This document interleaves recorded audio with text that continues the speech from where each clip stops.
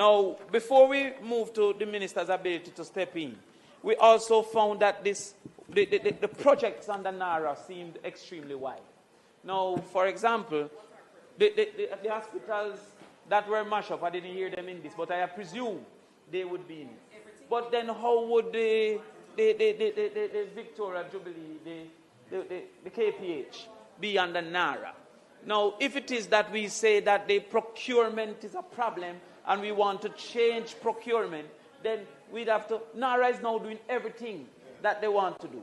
Now, because of the lobby efforts of the minister from West Kingston, I could say, well, maybe this is resilience, because if there was high emergency, we could need a hospital like that. But how then the parliament fit into NaRRA?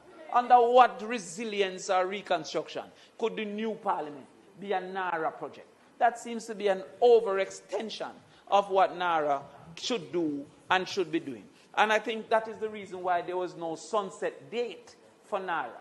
Because while it was indicated that NaRRA should last for 5 years, for some reason within this bill we could find no date for NaRRA to end.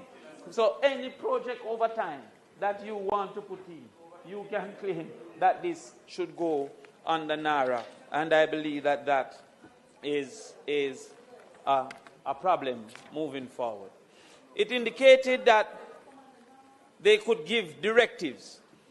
An approving entity shall cause an application for approval or other input to be dealt with in compliance with the terms of any directive issued by the authority.